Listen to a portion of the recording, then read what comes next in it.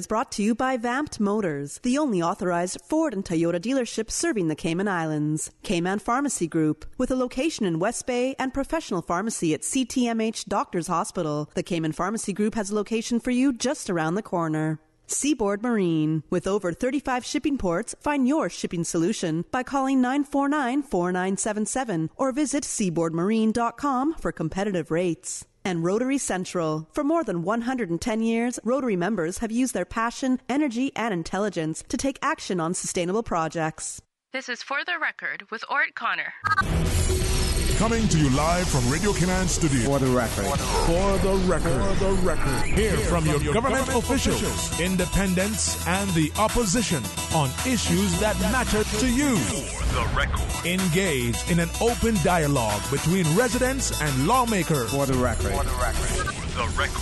Informative, impartial, insightful. This is your talk show. 1-800-534-8255. Your calls, your input. This is For the Record. And now, your host, Orrett Connor. Good morning, and welcome to For the Record. Today is Friday, the 8th day of February 2019. I want to thank you, our listening and viewing audience, for allowing Radio Cayman and, by extension, For the Record into your homes, into your vehicles as you traverse the very busy roads of the Cayman Islands, into your places of work, whether it be an office cubicle or if you're working in the outdoors. For the Record is a show produced by the staff and management of Radio Cayman, and it is geared towards keeping you abreast of issues as they arise and play out on the local, regional, and international scene. I'm your host, Orrett Connor, and you're welcome to join me every Monday, Wednesday, and Friday from 7:30 a.m. until 10 a.m. I repeat, 10 a.m. Our phone lines are always open. There is always someone there waiting to take your calls. 9.5 times out of 10, it is that beautiful radio voice of Miss Susan Watson. You can call us on a toll-free number provided courtesy of Flo. That toll-free number is 1-800-534-8255. You can also call us on 949-8037 and 949-6990. You can email us at For the Record. That is one word, For the Record, at candw.ky. You can WhatsApp us on 925-3261, where we encourage you to send us a text message or leave us a voice note, the contents of which will be played during the course of the show. And, of course, you can follow us simply by subscribing to Radio Cayman live stream as well. And we, like I said, go on until 10 o'clock. So we welcome your calls, welcome your conversation. We have no guests in the studio this morning. The leader of the opposition, Honorable D. Ezard Miller, will be with us again on the... Mr. Miller will be with us on Friday, the 22nd of February at 7:30. We expect the leader of the opposition to be here, but we will also be arranging with other members to be on the show on Fridays as well. And of course, you know, on Wednesdays, every other Wednesday, Mr. Kenneth Bryan, the MLA who represents Georgetown Central in our legislature, will be with us. That's every other Wednesday as well. And what we propose to do is that we will have our guest on, unless it's a day when we have multiple number of guests on the show. We will end our conversations with or most of our guests at 9:30, and then reserve from 9:30 until 10 o'clock for additional conversation with you, or listening and viewing audience as well. I want to remind you also, we're adding this little extra feature to For the Record, and if you have someone that you want to acknowledge who may have a birthday or something, just call in to Miss Susan, give those details on the phone to her, and we will acknowledge them. And if you basically want to call in and say something as well about the person. Of course, it has to be something nice. Can't be something derogatory. You want to say something nice, you can do so on air as well. I'm just drooling here. I have to get a napkin and stop the drool from coming down off my lips because I have so much stuff here this morning. So much to digest that it is unbelievable. We have the October the 7th, 1965 edition of the Tradewinds newspaper and an editorial. Of course, 1965 was when the work permit law was introduced in the Cayman Islands. And at that point in time, and this may come as a surprise to some of you, there was actually resistance in some quarters to the introduction of a work permit law in the Cayman Islands. And when I read from this editorial, you will see why those concerns were raised as well. I have so many sections of the Caymanian Compass, again, courtesy of Miss Zita Mae Bawden, that I want to look at this morning as well. And I want to tease you with some of those. I'm trying to shift the mic and that I can speak at the same time. Some articles in there. Chamber of Commerce discusses the cost of living in the Cayman Islands, and that was 50 years ago. That was on December the 6th, 1967. People were talking about the cost of living in the Cayman Islands. The 29th of November, 1967, local prices skyrocket. Does that sound familiar? Everyone talking about whenever they go to the supermarket every week, the prices will go up a little bit. In June 11th, 1968, BWIA staff threatens to strike in the Cayman Islands. Does that sound familiar? Not many people strike in the Cayman Islands these days because there is no organized labor in the Cayman Islands. And, of course, we have the Civil Service Association, but they're not allowed to strike as well. Then there's another article that we will look at. Honda thefts, Chamber backs Cayman dollars. And I was reading something on Facebook where people were talking about when we switched over to the Cayman dollar from the Jamaican currency. And we will settle some of those discourses right here as well by reading from that 50 years ago article. There's another one in relation to, and this is interesting. Cumber declines third term as administrator. Now, most governors, when they come here, they don't want to leave. Of course, the Cumber family did remain in the Cayman Islands and are still here today and form an integral part of the business community here in the Cayman Islands, do a lot of charitable work as well. So we will have that article that we can talk about. The other one, bad conditions spur PTA. Bad conditions spur PTA threat to close school. That had to do with West Bay Primary School, and those people in West Bay will be interested in that as well. And there is a good friend of mine, good friend, and good friend of many people as well. And he is a fixture when it comes to selling Lions tickets and everything, Mr. Niels Godfrey. One article here, 50 years ago, February the 8th, 1967. And believe it or not, the Caymanian Weekly carried it.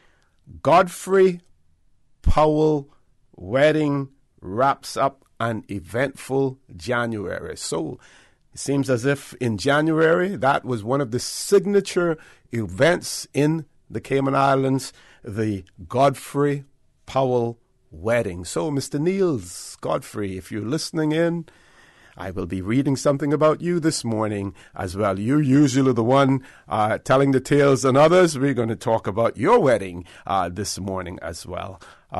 Let's start with the Tradewinds newspaper and the article in relation to the work permit law. And the article starts by saying, it says, while consideration of the work permit law 1965 will likely be historic, by the time this is published, we feel constrained to comment on it. So this is the editorial. It says, in the post that known on September the 28th was government notice number 109 advising that on September the 30th, the Work Permit Law 1965 would be presented to the Legislative Assembly. This was too late for comment in last week's issue, so they were unable to comment in the last week's issue because they got the notice fairly late. He says, we have no idea who was responsible for this law being introduced, but we seriously question its wisdom, as well as being exceedingly critical that it should be kept under wraps until less than 48 hours before it is to be presented to the Legislative Assembly. And I'm going to stop there for a second because this is the second time that I have noted where the introduction of laws, new legislation in the Legislative Assembly was kept secret from the people of the Cayman Islands while it was being considered, was kept secret until it was presented to the Legislative Assembly. We saw it with the budget. I think that was in 1965 or 1966, where they were going to increase certain import duties on certain items because they needed to raise revenue for work on the airport. Remember, £350,000 to build a runway. The British government gave us a grant of £200,000, and the Cayman Islands then had to basically fund a loan for £150,000 at a rate of £12,000 per year that they would have to pay back to the United Kingdom government for the loan of $150,000. So £350,000 to do the airport, £200,000 in terms of a grant, £150,000 in loans to be repaid on an annual basis, £12,000 per year. So the government had to find money to do that, and they decided they were going to raise prices on certain things, including fuel in the Cayman Islands, but it was all kept under wraps. My question, those of you legislators who are out there listening this morning, if you are listening, I want you to call in and tell your people, the people of the Cayman Islands, why in this day and age, based on the legislation that has been introduced, the rules that have been introduced in our Legislative Assembly, why that would not or should not be possible in this day and age. With that, we're going to take a break. When I return, I will continue to read from this editorial about the introduction of the work permit law in the Cayman Islands in 1965. Please stay tuned for the record. We'll be back shortly. The Cayman Islands boasts of a long, colorful, and rich history. In tribute to our roots, Radio Cayman, the voice of the Cayman Islands, is pleased to bring you the historical vignette series, sponsored by Cayman National Bank. Visit Cayman National Bank today for all of your financial needs. The Cayman Islands, he hath founded it upon the seas. The Cayman Craft Market was created by Young Blood Production as an entrepreneurial initiative and was established with support of the Ministry of Tourism 5 years before it was placed under management of the Tourism Attraction Board. Originally opened at the Almond Tree Restaurant site in the year 2000 by then Leader of Government, the Honorable W. McKeever Bush, it was developed to provide an avenue for local artisans to showcase unique and native products. The Cayman Craft Market is now located on the waterfront at the historical site of the former Dr. Roy's homestead. Radio Cayman's historical facts vignettes are proudly brought to you by Cayman National, with branches on all 3 Cayman Islands. Visit Cayman National Bank today for all of your financial needs.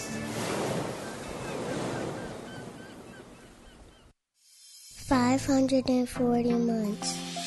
16,425 days. 394,200 hours. 45 years. That's how long we've been committed to serving you, and we won't stop there. Over the years, we have proudly grown with Cayman, making a difference in the community. That's why we're here to stand by you. We are Cayman National. And we thank you for standing by us for 45 years and counting.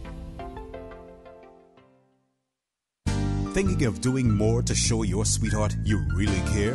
Explore new roads together with the 2019 RAV4, Vamped Motors' #1 selling SUV. Save $2,000 off all 2019 RAV4s loaded with features you both will fall in love with, like maximum comfort and cargo space inside, eco mode for low fuel consumption, an audio system with USB and Bluetooth connectivity, vehicle stability and traction control to help you navigate wet roads, and advanced safety features to keep you and your loved ones safe. Do more for your sweetheart and save $2,000 now on the all-new 2019 RAV4 from Vamped Motors, Walkers Road. Since March 2004, West Bay Pharmacy has kept their doors open to the local communities, even before, during, and after Hurricane Ivan. At West Bay Pharmacy, our staff provides so much more than pharmaceutical excellence. From the moment you walk through our doors to completing your cash out, our staff will have put your healthcare concerns at ease. We would like to take this moment to thank our loyal friends and customers. To us at West Bay Pharmacy, our patients are our primary concern. We provide thorough background checks and precise calculations to ensure your medical safety. Thank you for being a part of our family and for choosing West Bay Pharmacy, where we care about your health. At Seaboard Marine, customers often ask us questions about their shipments. Can you explain what a less than container load is for shipment and what your minimum charge is? Sure. A less than container load, or LCL, is any overseas shipment that does not require the full space of a container. At Seaboard, we have great rates for small packages. Just let us know the dimensions of your package and we'll help you out from there. Shipping shore to shore, Since 1993, Rotary Central has worked diligently each year to provide quality bus shelters to our community. A traveling convenience to our school children, the elderly, young people going to work, guest workers, and visitors using the public bus. We, Rotary Central, help you, our advertisers, make it happen. Your marketing dollar travels a far way. Positioning your message, your product, your services, your presence in over 83 bus shelters. Every dollar you spend, every advert you place helps to build another bus shelter, providing modest comfort for Cayman travelers. Reserve space now on the only billboard medium in the Cayman Islands. Email rotaryshelters@gmail.com. rotaryshelters@gmail.com. The Bus Shelters, a partner in community convenience. Another inspiration program by Rotary Central Cayman Islands. System 1 loaded. 1-800-534-8255. What is on your mind when it comes to the government, independence, and the opposition?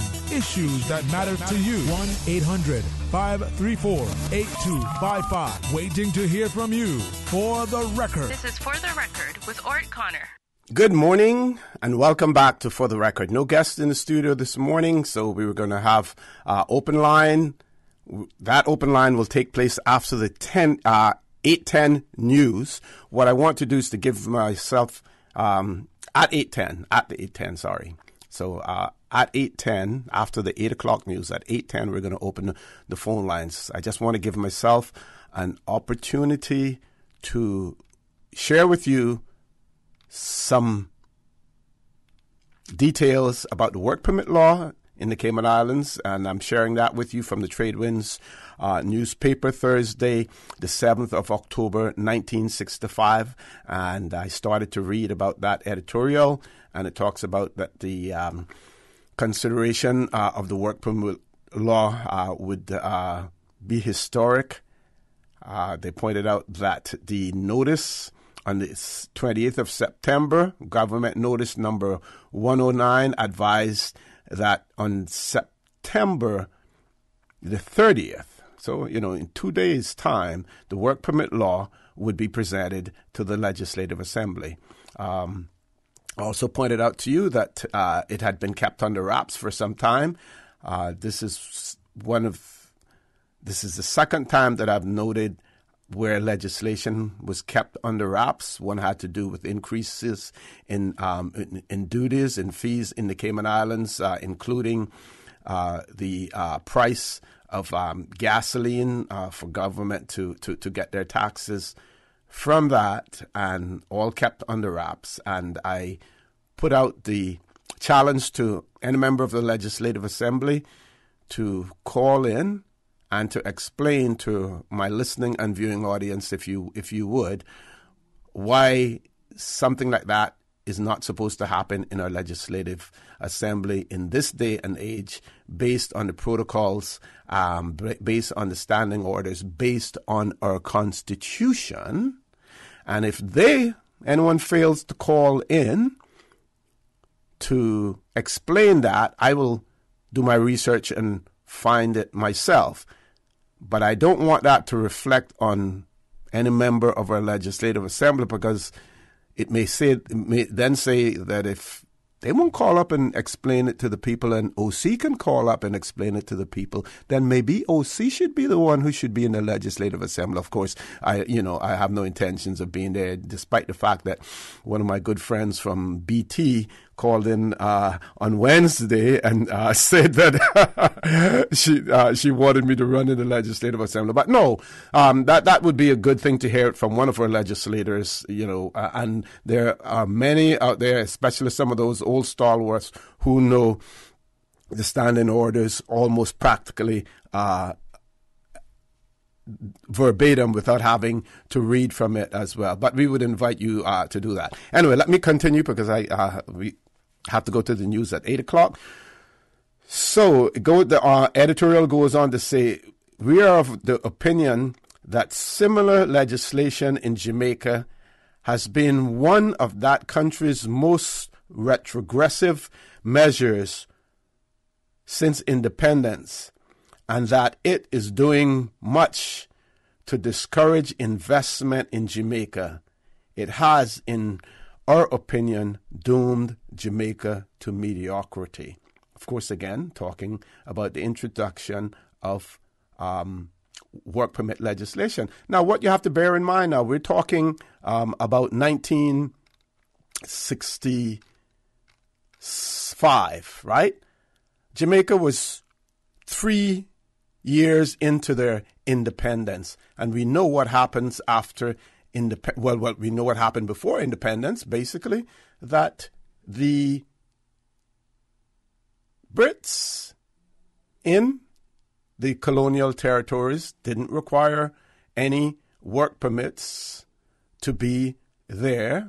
They were all part of government and everything else around the government. So in order to control that unfettered flow of non-Jamaicans into the country, especially for the purposes of work, it had to be introduced.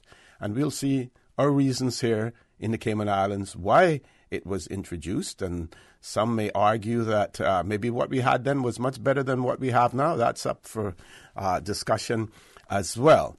So the editorial felt that the introduction of work permit legislation in Jamaica doomed Jamaica to mediocrity. That is debatable, but that was their opinion at that time. Then it goes on to say, this equivalent legislation proposed in Cayman might well have the same effect, but the law given no guidance, but the law gives no guidance. All it does is to put the matter of making the regulations as to the granting of permits entirely and extensively in the hands of executive council. So the politicians, it put the legislation in the hands of politicians. Surely, or the regulation, sorry, surely the least that could be expected is that a matter so vital to the future welfare and progress of these islands should rest with the elected members, not the executive alone. And I believe I would venture to say that that probably had something to do with, of course, the regulations would give guidance to those who would have been put in charge of the enforcement of the law. Now, we saw in 1992 when the Caymanian Protection Law was introduced, and there were provisions in there for work permits and everything, that at that point in time they were then put in the hands of the Immigration Board in terms of the issuance of work permits. That was put in the hands of the Immigration Board, and of course the Executive Council could and did issue directions to the board in terms of what things should be taken into consideration when looking at an application for a work permit, when looking at an application for Caymanian status and things of that nature. Okay, I will continue to read on. It says this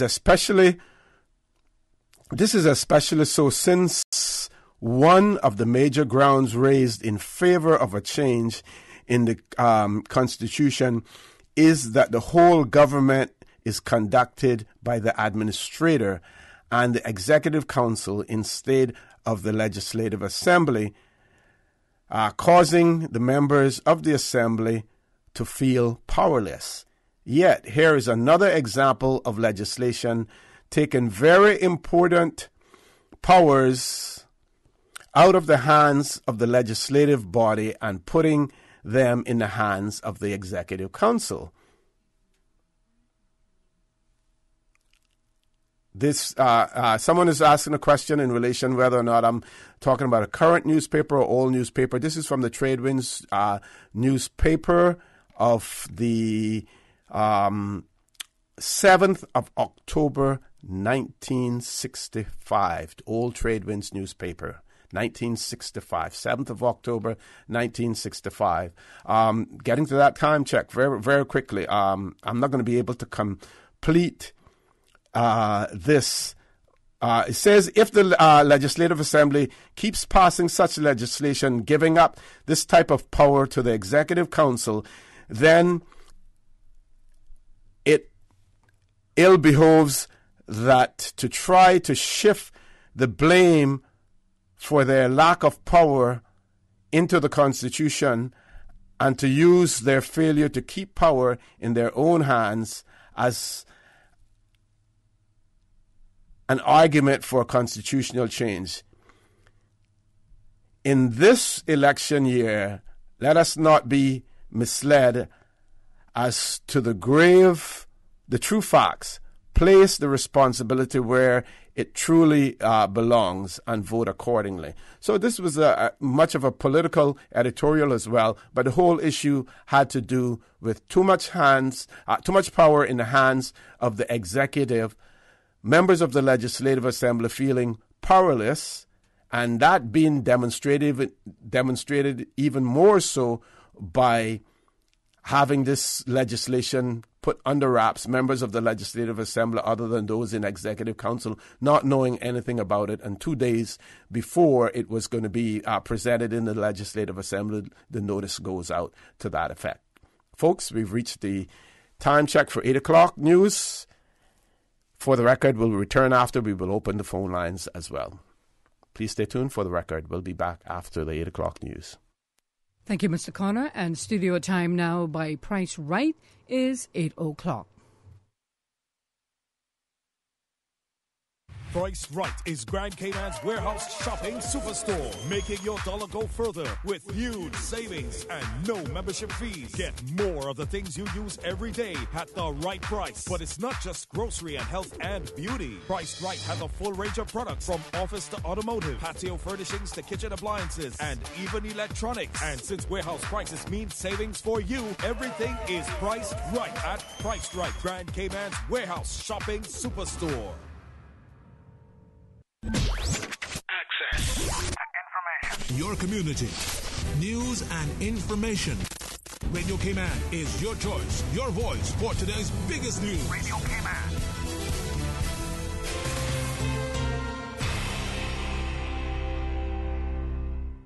With your latest news, I'm Carsley Fuller. A cyclist is treated for minor injuries after a collision between the cyclist and an SUV on Elgin Avenue. It happened near the intersection of Humber Lane just after 1 p.m. on Thursday. Police say the cyclist was transported by ambulance to the hospital for treatment. Premier, the Honorable Alta McLaughlin opens up the Cayman Alternative Investment Summit with a focus on disruption. CIG-TV's Donna Bush has more. Premier, the Honorable Alda McLaughlin was invited to give the keynote address at the annual Cayman Alternative Investment Summit on Thursday morning. This year's two-day event examined the impact of digital disruption and other key trends changing the shape of the industry with its theme, Tectonic Shift, Innovation and Alternative Investments. Forgive me for saying unashamedly, there is no place on earth quite like the Cayman Islands. In 60 years, Cayman's GDP has grown to over $4 billion. The island's population has grown to over 64,000, as citizens from more than 130 countries have been drawn to be part of our economic miracle. Taken together, those two data points put Cayman in the world's top 10 of nations ranked by per capita income. Now, the Day One agenda was based around anchoring to a digital future, and topics included tectonic shifts and insights from Antarctica, a quantum shift, humans versus machines, and the march of artificial intelligence and alternative data. The final day of the conference is today and wraps up with a Seafire chat with actress Natalie Portman. This month, the Cayman Islands Civil Service Association Cooperative Credit Union Limited wants you to share the love. Share the Love is a video contest that is going to evoke the spirit of kindness amongst our community with a twist. So the Share the Love video contest is one where you take your camera phone or a professional camera and capture yourself demonstrating an act of kindness to a random stranger, friend, family member, it doesn't matter. And if you do that and you enter the contest and you get the most votes, you win 5,000 shares or $5,000. Speaking on Radio Cayman's Business Buzz, Marketing and Communications Manager for the Credit Union, Patrice Biersing, says you have to be a credit union member or the member has to be the person submitting the video or accepting the prize.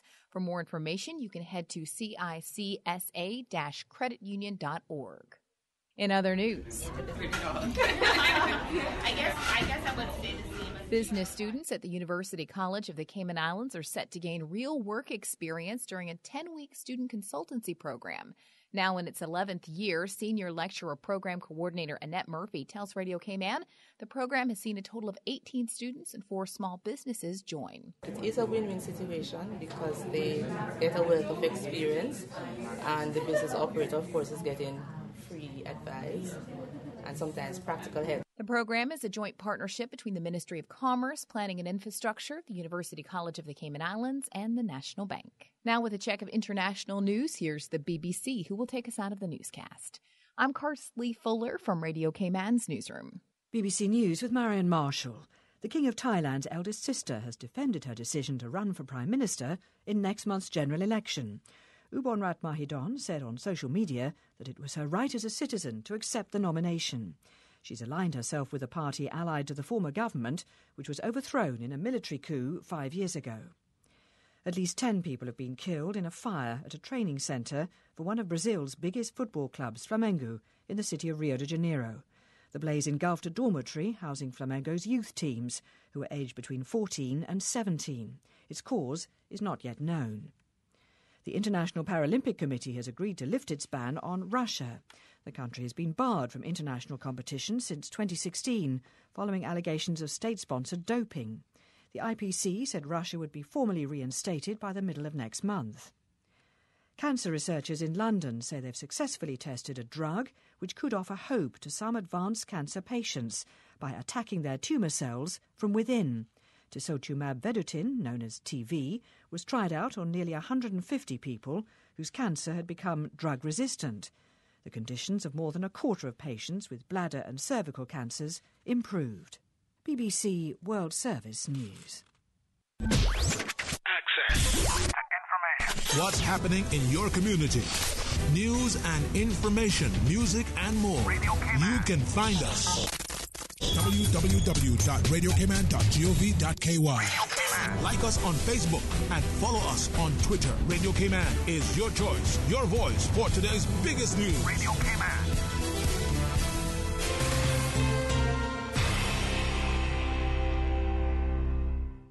The 15th annual Cayman Economic Outlook returns on February 28th for another year of educating, informing, and stimulating the local community, bringing together industry thought leaders and business professionals to explore their theme, Dynamic New World, Braving the Turmoil. Speakers include economist Norina Hertz, University of Oxford professor Ian Golden, digital revolution journalist Andreas Ekstrom, biotechnology futurist Jamie Metzel, and professional surfer Mark Matthews. Tickets are selling fast. Reserve your seat at rfceo.ky. Did you know that recycling collection containers are located island-wide in Grand Cayman? The Department of Environmental Health's program is an integral part of DEH's waste management responsibility in the Cayman Islands. Start your recycling program at home today. Put your cardboard items in appropriate DEH recycling containers at all Foster's supermarkets, Kirk Market, or Hurley's Grand Harbor. Help keep Cayman clean. Reduce, reuse, and recycle. For more information about recycling, go to www.deh.gov.ky. At Kirk's Home Center, we can make your life much better. We got it all together. We got a great deal in store for you. From cookware to stereos, from power tools to plumbing supplies. Yeah, we got the best goods with the best price and a service to make you smile. Kirk's Home Center, we got a great deal in store for you. Hello, I'm Joseph Woods, the Acting Port Director. Our port facility is the hub of the Cayman Islands commerce and economic activity, handling $658 million in imported goods annually. From groceries to construction materials, all sectors of our economy depend on the port. But it is now 40 years old. Its infrastructure is degrading, and we feel the strain from insufficient space for both cargo and cruise operations. The time is now. A new expanded port facility is needed to allow both cargo and cruise to operate efficiently and to support our island's continued growth and development. Support the port, support our tourism, support Cayman's continued growth and development.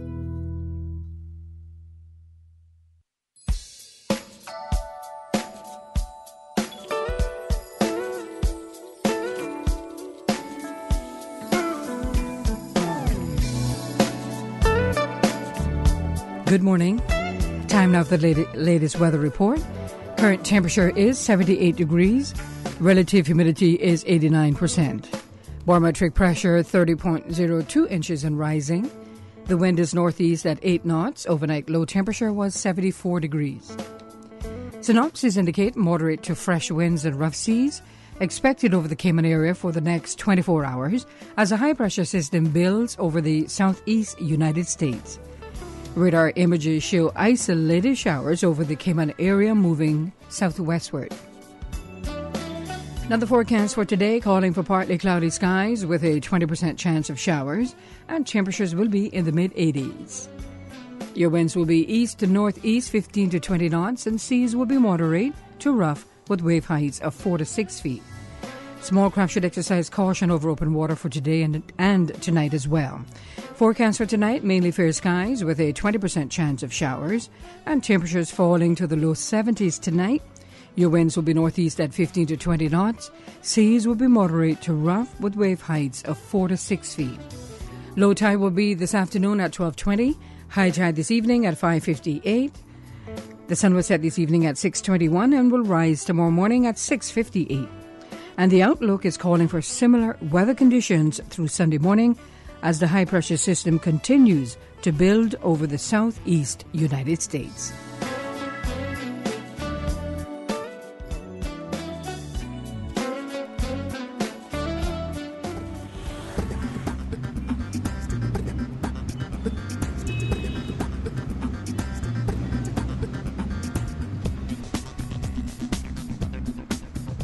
Good morning once again. Time now to take a look what's happening traffic-wise. Busy traffic coming from the east on Shamrock Road and also on the Linford Pearson Highway. Steady traffic coming off of Bobby Thompson Way.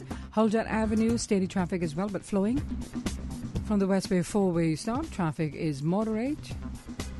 Moderate flowing traffic on Eastern Avenue and Godfrey Nixon Way. Light traffic on Owen Roberts Drive. And on the West Bay Road in front of the Ritz, traffic is moving along pretty good. Busy traffic on Crew Road, so expect some delays as you head on down to Georgetown.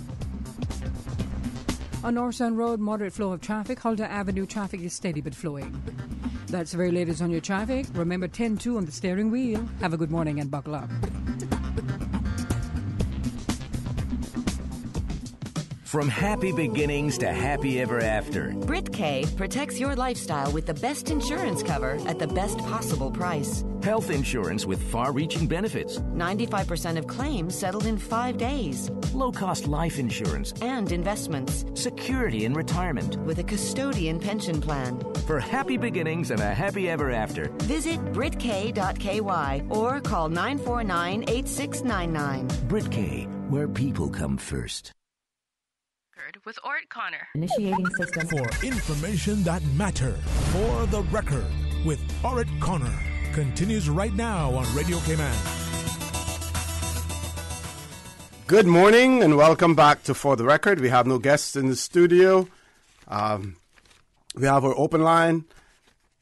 I promised Mr. Niels Godfrey that I would talk a little bit about him this morning as well. And the Caymanian Compass, dated the February the 7th, 2017, and their issue 50 years ago.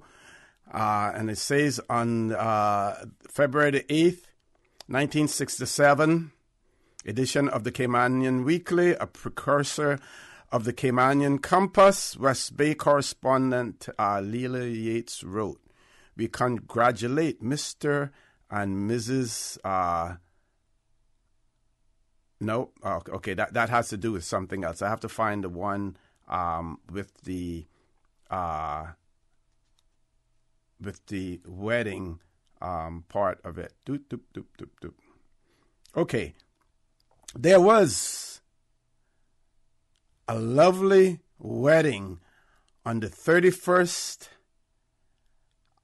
And that would be the 31st of January, I would imagine, because it didn't say the month, but on the 31st at the Pilgrim Holiness Church with Reverend John officiating, where Mr. David, and how many of you knew that was his first name, Mr. David Niels Godfrey, son of Mr. and Mrs. Ashley Godfrey, took as his bride Miss Sarah Olsey, daughter of Mr. and Mrs. Carl Powell, who was very charming in her gown of taffeta covered with lace and net. She carried a lace bouquet in the shape of a fan, a white rose with gold ribbon hanging. Miss Pat Forbes, that would be a cousin of Mr. Niels. Miss Pat Forbes was maid of honor, dressed in pink. The bridesmaids were Margaret Ebanks, that would be another cousin, dressed in pink. Marcia Hydes in yellow. Carmina Bush in blue. Lois McLean in pink. Hope Borden in yellow. And Jem Godfrey in aqua. Mr. Nicholson Godfrey, that would be Mr. Neil's brother, was the best man, and there were several groomsmen. The bride was given in marriage by her father. A shower was held in which she received many gifts. That was on from the issue of the Caymanian Weekly, the 8th of February 1967, and it speaks about the 31st of the marriage. So I would imagine with this being printed on the 8th of February, that it would have been the 31st of January, that Mr. Niels Godfrey and Miss Olsey Powell, in those days we say tied the knot. And you notice also, right, that they said, gave her name Olsey, but they didn't give her surname, daughter of Mr. and Mrs., all done in a very, very proper fashion, as well. So, we talked about the sneaking of legislation, the work permit law in the Cayman Islands, that being kept under wraps for until about 2 days before it went to the Legislative Assembly. That's when the notice number 109 was published. And we want to explain why, to understand why that should not and wouldn't be able to occur in this day and age. And for those of you who are interested in it, you can refer to the Cayman Islands Constitution Order 2009, Section 77. But we will have someone on the phone who will also explain it to us, and that person knows quite a bit about the standing orders in our Legislative Assembly. We have one caller. Before that. Let's take the first caller. Caller, good morning. Welcome to For the Record. Good morning, Mr. C. Christian again. Good morning. Good morning. How are you doing? Pretty good. I was just observing something yesterday. The times of your program is when everybody's working. Not everybody, but most people that need to be hearing what's going on in these programs and not be calling in. Mm-hmm. Maybe a better time would be after the evening news from 7 to 10 o'clock. It's only music news anyway. Mm. And that wasn't me. One had the Larry King show one time. Okay. And anything else on your mind? No, since I just had a gentleman coming on, that's all for now. Okay. Do we have our other caller, Miss Susan? Not yet. We don't have that one yet. I want to thank that caller.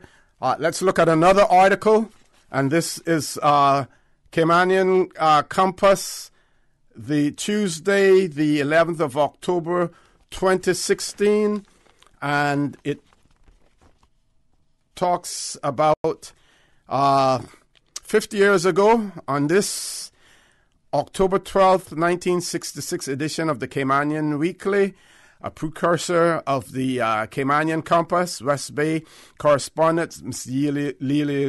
Leela Yates wrote, sorry, I'm getting tight-tongued there, it says, at a recent meeting at West Bay Primary School, the parents and teachers expressed their dissatisfaction over the way in which the school building is being treated by the public, and also the deplorable conditions of the restrooms, it was noted that that these latter issues were not fit for use. These the restrooms were not fit for use. Goes on to say the PTA the PTA disputed Mrs. Ernest Ebanks and someone by the and Mrs. Reverend Koch. I think this may be a misprint here. I believe that this may have read deputized them to bring these two matters to the attention of the Chief of Police and the Acting Director of Education. The PTA further decided that if nothing had been done about these matters within 10 days, then they would close the school. People were very, very strong. It says the meeting was the best attended for a very long time. So, the deplorable conditions of the school, the bathrooms, the restrooms at the school, West Bay Primary School at that point in time, it was not had not been renamed John A. Cumber Primary School, and this was the 12th of October, 1966. And they threatened to close the school down if nothing had been done about it. They deputized Mrs. Ernest Ebanks and the Reverend R.C. Koch to bring the two matters to the attention of the Chief of Police. I don't know why the Chief of Police. Goes to show you the sort of power that in 1967 that the Chief of Police wielded, 1966, that the Chief of Police wielded in the Cayman Islands, and also the Chief, the Director of Education. Person was called a Director of Education at that time, not the Chief Education Officer. Several calls on hold. Let's go to the phone lines. First caller, good morning. Welcome to For the Record. Good morning. Good morning, sir. How are you? I'm good, O.C. How are you? I'm good. I'm hoping that you're calling in to talk about the standing orders and stuff like that. That means that I won't have to contest you in your district. You're safe. And you know, O.C., interestingly, I thought today was Thursday. You did? Oh. Yeah, well, you know, I can only tell you what Anthony tells me. Eden tells me when I tell him I got peeing someplace, and he said, don't worry, you're growing up. So, O.C., you would, as I understand it, you were talking briefly about how legislators of the past, the executive, could bring a thing to the Legislative Assembly without any notification, and keeping secret the fact that they were even going to bring it or what the nature of the bill would be. Yeah, and you're questioning again whether that can happen, or how it wouldn't be able to occur in this day and age with what we have in our Constitution and our standing orders. Well, if there are provisions in there which could manipulate that process. Mm-hmm. And in both the standing orders and the Constitution, if we are not following it to the letter of the Constitution and the standing orders, mm-hmm. and we could find a government that could do that, and at their own political peril, but nevertheless that the provisions are there that they could do it. Because the Constitution makes provisions for, I think it's 77. Yeah, Section 77, yeah. Where there could be, the executive could bring an emergency bill law to the Legislative Assembly.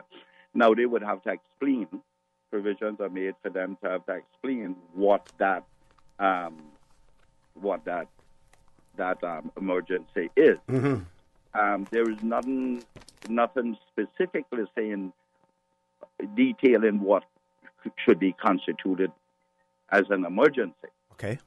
But other than that, bills should be presented 21 days prior, published 21 days prior to when they are to be brought to the Legislative Assembly. Mm-hmm. The meeting that they will be introduced. Right. If I may interrupt you for a second, just and I'll read verbatim from the section 77, subsection 2 of our Constitution. It says, standing orders shall require that, except in a case of emergency, every bill introduced by the government shall be published at least 21 days before the commencement of the meeting at which it is scheduled to be introduced. And then it goes and says, except on the recommendations of the minister responsible for finance, the Legislative Assembly shall not proceed upon bills and certain things. But that subsection 2 there speaks to that. But we have another problem when we look at the standing orders and stuff, which the Constitution makes provisions for the requirement of standing orders. Okay? Mm-hmm. Our standing orders are somewhat antiquated, and we have been working on them for years now, but not to any resolution, so to speak. Mm-hmm. And what has happened is since 2009, we have done nothing to bring those standing orders in line with the provisions of the Constitution. Mm-hmm. Mm-hmm. So, and then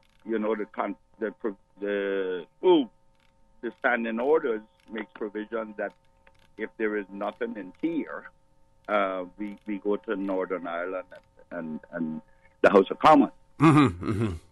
Erskine May? Right. But in the standing orders, the government can call, if the House is adjourned for a specified period. Mm-hmm. For instance, we're going back now on the 13th.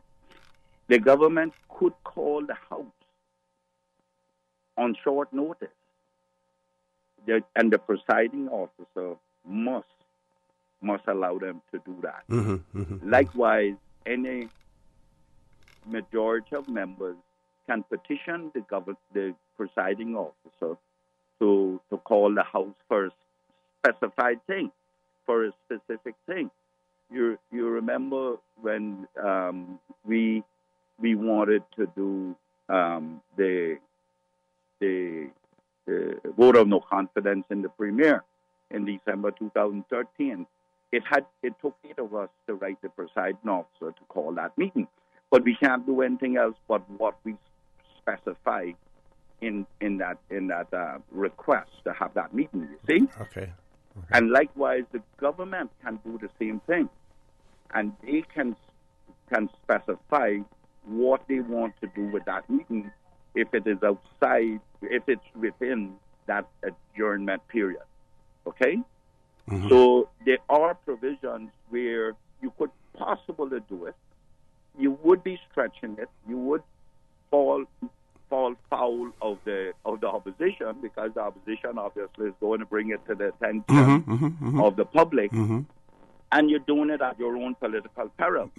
Risk, because, because the public, the reason for that 21 days of notification of publication prior to it being introduced in the Legislative Assembly is to ensure the public is aware of it and the members of Parliament are aware of it. There have been some instances where we fell short since 2009, and we have argued against that bitterly at times that these practices should never happen. Okay. More importantly, the problem that we constantly have is that that publication under the interpretation law means it has to go through the gazettal process. Now, that gazettal process is somewhat flawed in that it is not distributed in a timely manner. Many times the government sent it to be gazetted within that 21-day period. Before the next meeting. Mm-hmm. So that does not allow time for people to digest it. I mean, you remember one time you had 31 or something like that laws to be dealt with within one session. We had to, and if anyone knows about amendments or introduction of new laws, it takes a lot of research to be able to deal with those. Now, I am hearing that they're going to change that to like 26 days now, because 21 days is rather short. Mm-hmm, mm-hmm. But there are provisions that these things could still happen. Yeah, got you. I would, like I said, it's pushing the envelope, mm-hmm. but I would like to see review, absolute review, and we all have agreed with this, absolute review of the standing order. Mm-hmm.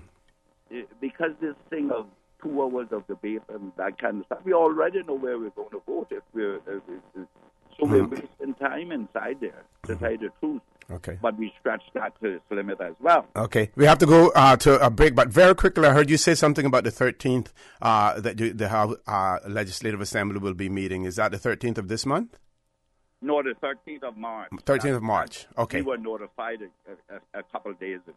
Okay. Well, I want to thank you very much for that, Mr. McLean, and you can sleep well and sound now. I won't be contesting your district. And I thank you very much for that. Folks, we have several callers online as well. We're going to ask you to hold tight there. Quick commercial break. When we return, we will take your calls.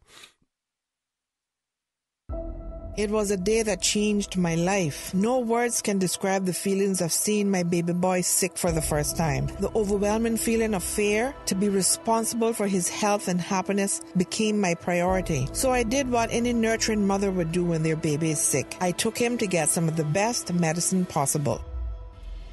CTMH Doctors Hospital Pharmacy understands the importance of careful decisions you make every day for your family. Our staff work towards healthcare excellence and providing the most current and up-to-date training with pharmaceutical care, so you can feel confident in knowing that your family is safe with the right medication. At CTMH Doctors Hospital Pharmacy, we take care of your health.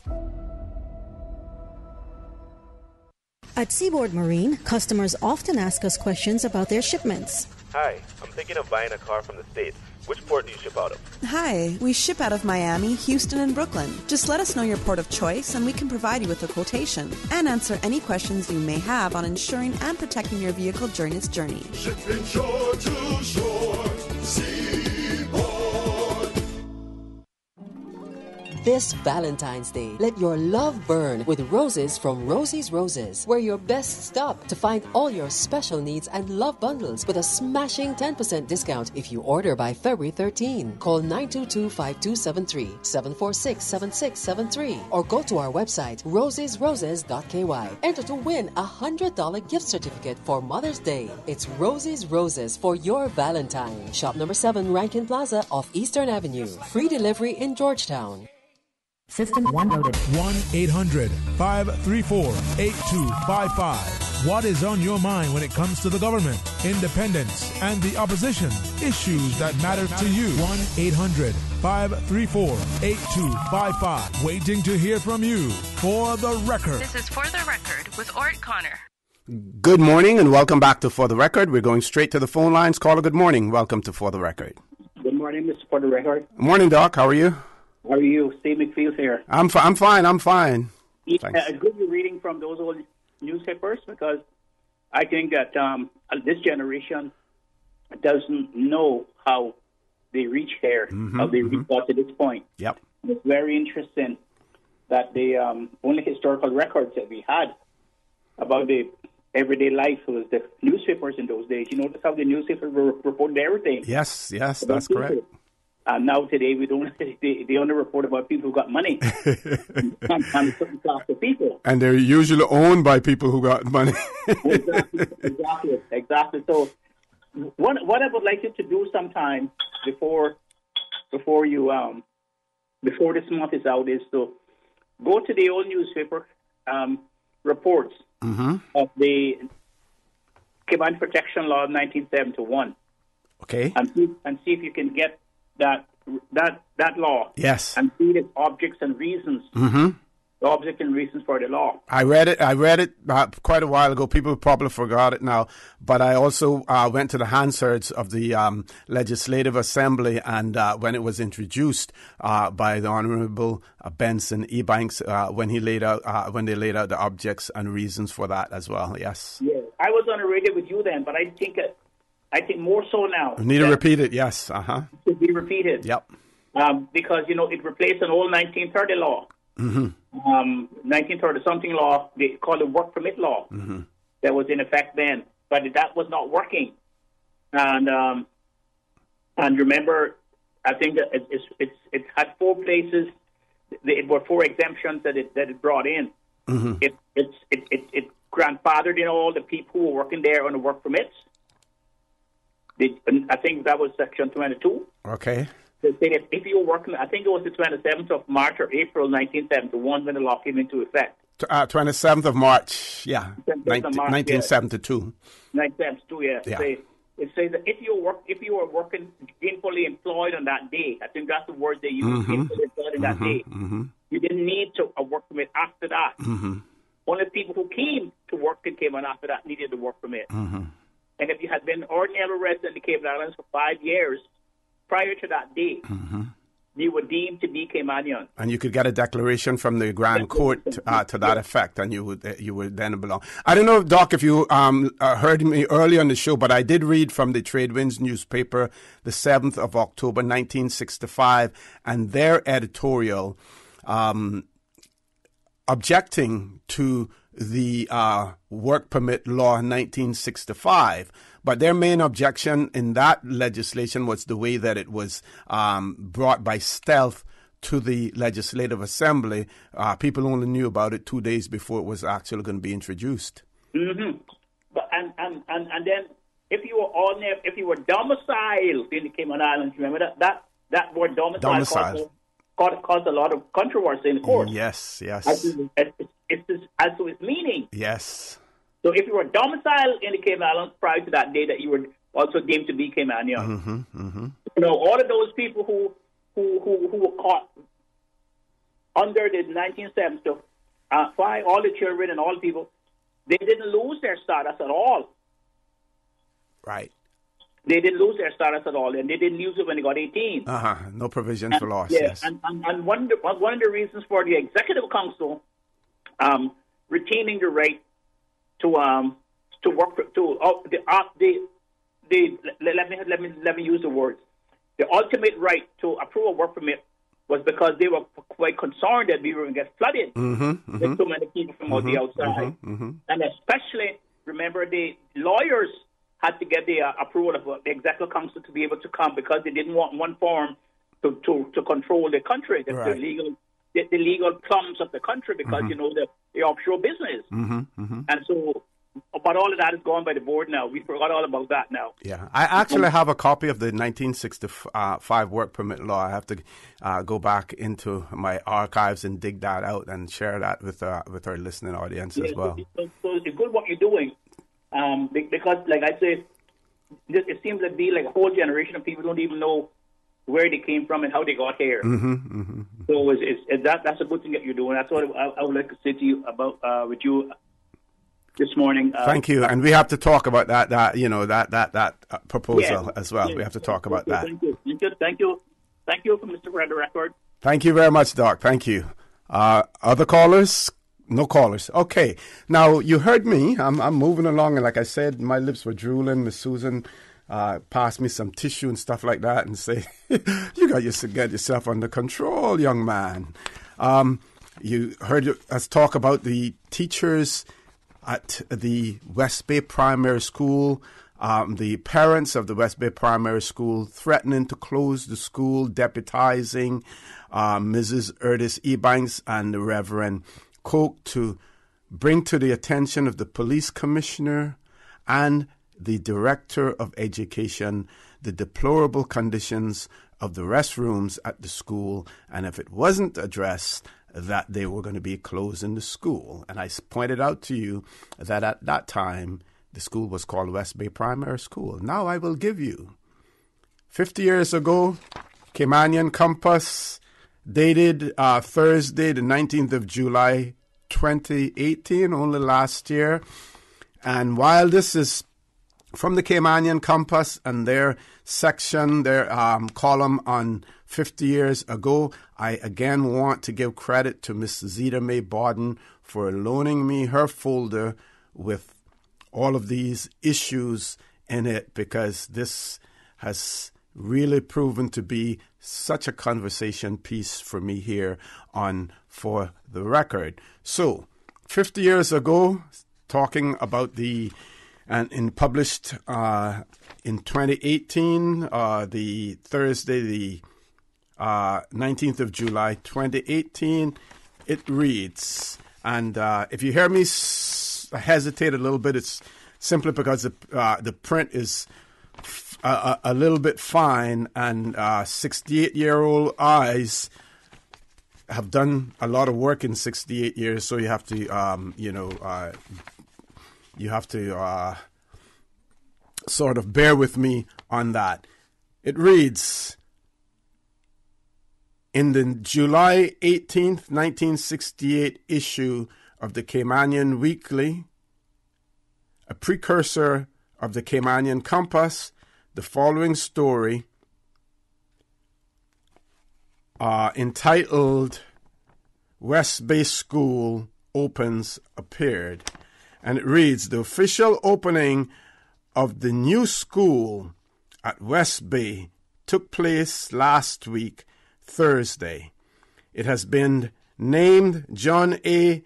Cumber Primary School after the administrator of the Cayman Islands, 1964 to 1968.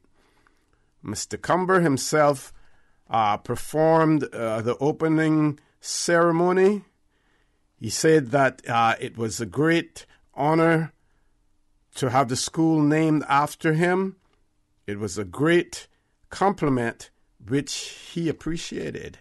The administrator spoke of the part played by members of the Legislative Assembly and the Director of Education in building the new school, and singled out Mr. T.W. Farrington, a representative of the Board of Education, for his for special comment. His Honor said that the building was erected with colonial development and welfare funds and was a gift from Britain. Two more schools will be built this year, also would be built in that year. Okay. Goes on to say Mr. Cumber saw a great future for education for the young, and wished that the people who will study at the school, that they would work hard and play hard. The Director of Education, Mr. V.L. Jackson, that would be Mr. Vernon Jackson, said he was very pleased to see that the school was almost completed and that it was possible to have an official opening before His Honor, Mr. Cumber, left the islands. And he's quoted as saying, he said the new primary school for West Bay had been a long felt need. It was included in the administrator's plan drawn up by the former education officer, Mr. C.A. Hunter. That would be Mr. Clifton Hunter. Several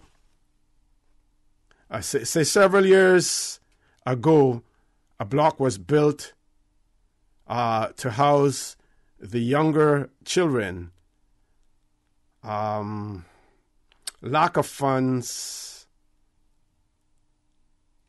prevented the construction of other classrooms. So the administrator lauded the Director of Education, as well as Mr. Willie Farrington, who was a member of the Education Council at the time for the opening of the school. But I would imagine, and you can have your opinions on this as well, that action by the PTA and deputizing Mrs. Erdis Ebanks and Reverend John Koch to go and see the Commissioner of Police as well as the Director of Education at that time, Mr. Vernon Jackson, who had taken over from Mr. Clifton Hunter, that had a lot to do with the building of the school as well. And the one thing that you can say about the British, I guess if you want to talk about benevolent, we talk about benevolent dictators, we can talk about quote-unquote benevolent colonialists. What they did do is that they did build schools, ensure that education, of course they didn't want it. I'm sure that they were wary and leery about educating you too much because you don't want to create a whip for your behind. But they did pump money into education in the form of grants, to the various colonies that they ruled over as well. And of course, we benefited from the volunteers, the VSO, Volunteer Service Organization, that they had with where students in their gap years would come and go to the various countries and teach and things of that nature as well. So we had, number one, the deplorable conditions of the school. That was pointed out. This one we have John A. Cumber Primary School opening in West Bay. And at some point in time during the course of the show, I'm going to read about Mr. Cumber again, and that will have to do with him refusing to accept a third term as administrator in the Cayman Islands. We have to go to a break now. Please stay tuned for the record. We'll be back shortly. Thinking of doing more to show your sweetheart you really care? Explore new roads together with the 2019 RAV4, Vamped Motors' #1 selling SUV. Save $2,000 off all 2019 RAV4s loaded with features you both will fall in love with, like maximum comfort and cargo space inside, eco mode for low fuel consumption, an audio system with USB and Bluetooth connectivity, vehicle stability and traction control to help you navigate wet roads, and advanced safety features to keep you and your loved ones safe. Do more for your sweetheart and save $2,000 now on the all-new 2019 RAV4 from Vamped Motors, Walkers Road. At Seaboard Marine, customers often ask us questions about their shipments. Can you explain what a less than container load is for shipment and what your minimum charge is? Sure. A less than container load, or LCL, is any overseas shipment that does not require the full space of a container. At Seaboard, we have great rates for small packages. Just let us know the dimensions of your package and we'll help you out from there. Shipping shore to shore. Healthcare Pharmacy in Governor Square and Grand Harbor has the largest and the best collection of Hallmark and Shoebox Valentine's Day cards. Poetic cards, serious cards, seriously funny cards, fabulous cards, and the perfect card for your Valentine. Healthcare Pharmacy also has Hallmark gift boxes, brand name perfume and cologne sets, home spa kits, and quotable quotes for your Valentine. So this year, make it a perfect Valentine's Day with Healthcare Pharmacy, Grand Harbor, and Governor Square. For the record, with Orrett Connor. Initiating system. For information that matters. For the record, with Orrett Connor. Continues right now on Radio Cayman. Good morning and welcome back to For the Record. No guests in the studio. We have a caller who has rejoined us. Caller, good morning. Welcome back to For the Record. Good morning, James O.C. You just brought back some wonderful memories. Back in '66 when I was at the West Bay Primary School. Mm-hmm. You and Mr. James Ryan came back at the same time, right? Miss Genevieve and Mr. Levy and the Richard. Uh-huh. I saw on one article where Miss Genevieve went to New Zealand. I think she was on I believe it may have been a 3-month secondment or course over there. Did you go anywhere after you returned? No, I came back from Sea then. Then I came back in 67. Okay, at okay. a quick school. Okay. But Miss Jenny, she came back from New Zealand. So her, that was God's gift to the world, New Zealand. That was in 66 was Old Town Hall. They hadn't been to school yet. Mm-hmm. We had over 300 children in that little town hall there with no partitions. Just the junior T on the near the door on the west side, and junior 2, junior 3, and 4, 5, and all that town hall and bad acoustics, those old wooden benches, and I had 55 children in the class I was teaching junior 3. Wow. But some great commanders turned out from that at that time. Okay. But the first chief of police, the speaker. First Caymanian chief of police, Mr. Bill Braggs. Yeah. Mm-hmm. Of course, we would design a decks in the bank out of Jane Hospital. Some very intelligent Westerners that contributed a lot to the island. And that is why I keep telling government they should employ more of these young people coming out of school as teachers or pupil teachers. Mm-hmm. They are closer to the children. Most of them are Caymanians. They know what the children are thinking, how to react with the children, you know? Mm-hmm, mm-hmm, mm-hmm. I know at that time, if they did all their work inside the school, like things they had to write on the board and all that, they would go outside and tell stories and play games.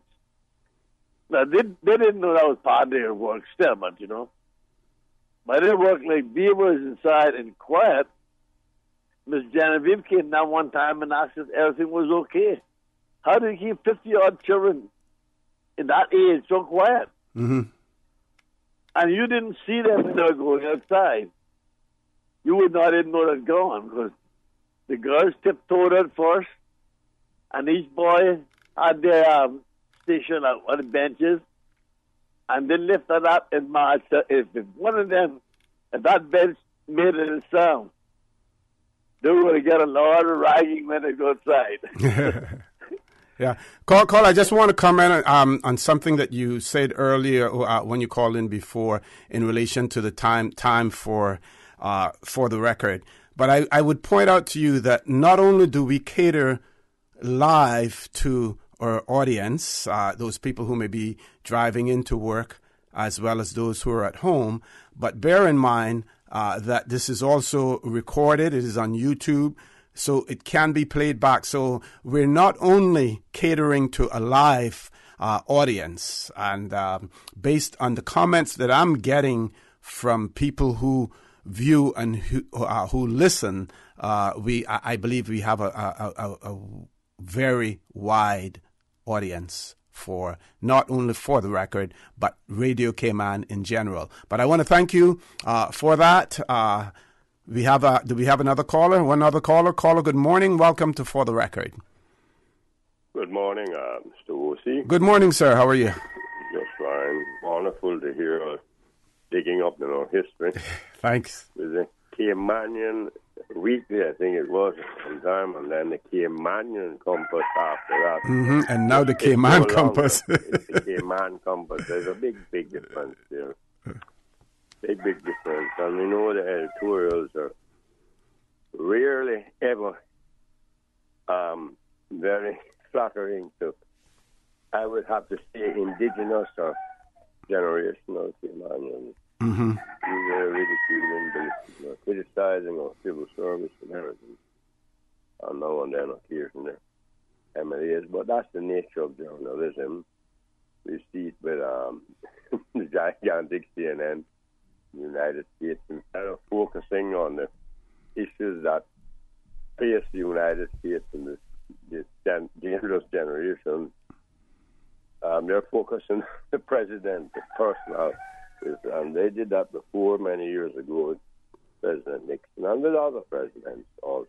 Most presidents have never enjoyed a good relationship, if you check it out. With the press, yes. With it, never. Lyndon Baines Johnson had a hard time. He was a strong, powerful critic of the press.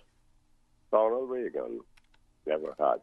George W. Bush had a little bit of a relationship with them. Quiet. Speak softly, carry a big stick. The man who exactly 100 years before became the youngest president ever in U.S. history.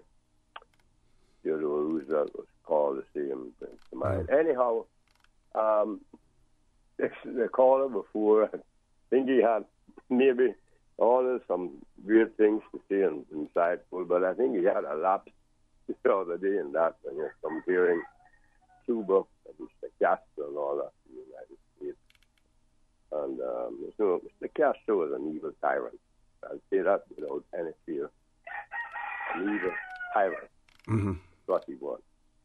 Destroyed more or less that country. Bringing it back now is more or less up to the people themselves, but they can't because he took away all their power, the usual thing that communism, and hand out the free education. They always had a very good education system before he did, and a good doctors and all that thing. That he knew he just enhanced it and focused on that because that would take away from them what he had done, taking away everything. Many Caymanians, as we know, they're born there, grew up there with Cayman parents, had to leave with nothing, absolutely nothing, took away everything from them, took away all the huge lands that Americans had and businesses there and so forth. Brought the country under the Russian masters. So see, it's good for us to dig into the truth in history. And we seem to have a misconception. I listened to it. There's a little thing on the radio with, I think it's from the archives. I'm not sure. I apologize if it's not. Talking about that document that Lord Sligo, the then governor of Jamaica, British governor there, brought to Cayman on board a big battleship, the Forte, and he was accompanied by an army captain on a sloop called the Serpent. And he arrived here in the afternoon of May the 2nd, 1835, with what I think the document says, papers concerning the abolition of slavery, I think that's what it says, for the proclamation, not a proclamation of abolition, because it didn't. Slavery was already abolished 10 months before that. What that did was end the apprenticeship system. And that's what many people might not focus on. But it was important to know that there was an apprenticeship period that should have been in place, and it was in place in Cayman for those 10 months. But that document ended that. No, it didn't end it in Jamaica. It went on there for the 4 years and 6 years, so it was 250,000 slaves there, I think. There have been more. So they essentially were working for free for those 4 and 6 years. And hundreds of thousands of acres of sugar cane and many plantations were owned by British members of Parliament. So I presume that one of the reasons why it did not end there was because of that immense amount of money that would have had to have been paid to them, the slaves. I don't know if you can hear me, Mr. Wood. Yes, I am. Yes, I'm hearing and listening. The point yes. I'm driving at is here, I think there was some representation made to him, the British governor Sligo, to write that document and end it here. I know he would have had to receive permission from the British Foreign Office and so forth, and to have done such, because a governor couldn't make that decision, and as they can't now here, they have to. Something so important. We're getting to our 9 o'clock news, so I'm going to ask you to wrap us up there, caller, on that. But certainly we go on until 10 o'clock, free to call back and talk some more. We're going to go to headline news, 9 o'clock. That's very short. When we return, I will read again from the Compass, and from there precursor, the Caymanian Weekly. Cumber declines third term as administrator. Please stay tuned for the record. We'll be back shortly. Satisfaction is guaranteed 24 hours a day, whether it's music or information. From Grand Cayman to Cayman Brac to Little Cayman, we've got you covered. You ever hear a thing like that? Radio Cayman in the Cayman Islands. Radio Cayman. Radio Cayman's newsroom. These are the biggest stories right now. The Cayman Alternative Investment Summit wraps up today. The event has had a focus on disruption. The final day of the conference features a presentation by actress Natalie Portman. A fire has engulfed a dormitory at the youth team training center of one of Brazil's biggest football clubs, killing 10 people. 3 people were also injured when the fire broke out at the training ground of Flamengo Football Club in Rio de Janeiro. All 10 victims are said by local media to be young athletes. The cause of the fire is not yet known. And the world's richest man, Amazon.com founder Jeff Bezos, has accused the owner of a U.S. gossip magazine of trying to blackmail him over lewd pictures. He said the National Enquirer's parent company, American Media Inc., wanted him to stop investigating how they obtained his private messages. Mr. Bezos and his wife, Mackenzie, said they were divorcing last month. Hours later, the magazine published details, including private messages of an extramarital affair. Those are your headlines. I'm Karsley Fuller. Radio Cayman, the voice of the Cayman Islands. What's happening in your community? News and information, music and more. You can find us.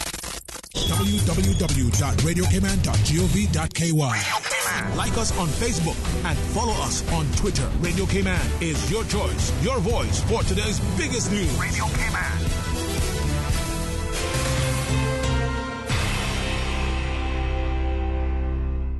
For the record, with Orrett Connor. Initiating system. For information that matter. For the record, with Orrett Connor. Continues right now on Radio Cayman. Good morning and welcome back to For the Record. We go until 10 o'clock this morning and every morning from here on in. We started actually on last Friday, I believe it was, that we started, yes. Cumber declines third term as administrator. In the June 27, 1968 edition of the Caymanian Weekly, a precursor to the Caymanian Compass, the following story regarding Administrator John Albert Cumber appeared. His Honor, Mr. J.A. Cumber, CMG, MBE, TD, Administrator of the Cayman Islands since 1964, has declined to serve as Administrator of the islands for a third term. The offer of a third term as Administrator was made to Mr. Cumber by the British Secretary of State, but Mr. Cumber, who has himself,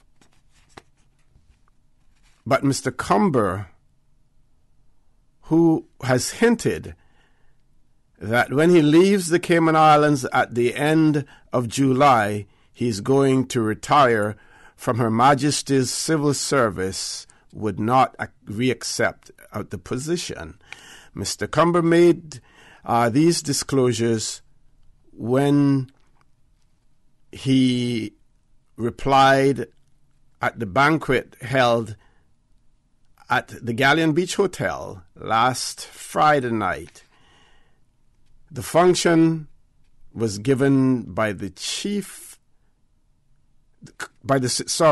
Civil Service Association to honor His Honor and Mrs. Cumber before they leave on July 31st. So he disclosed it basically when they were having a banquet for his departure. It says Mr. Cumber gave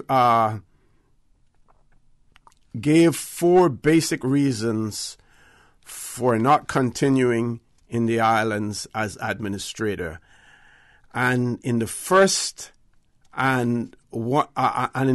one, he echoed his perpetual decision for change. And he's quoted as saying, "These islands need a change," he said, at the top. Wow, that's interesting. These islands need a change at the top.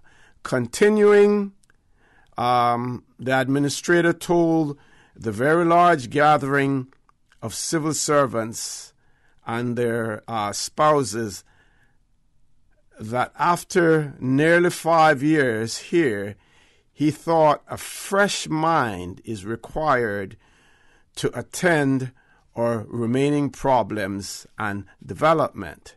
Mr. Cumber said he considered carrying on for a third term, but afterwards decided against it for the interest of the islands.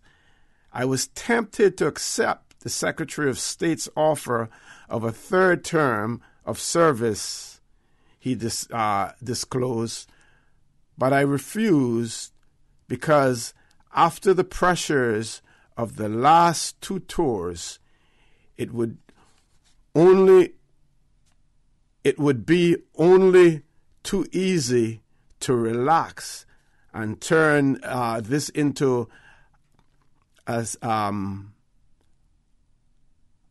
secure job.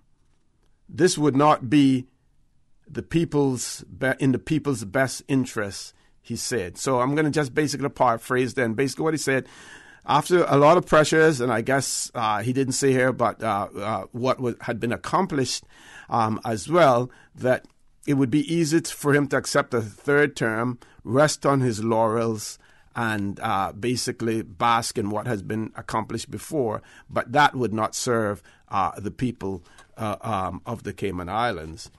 And then he says, during his fourth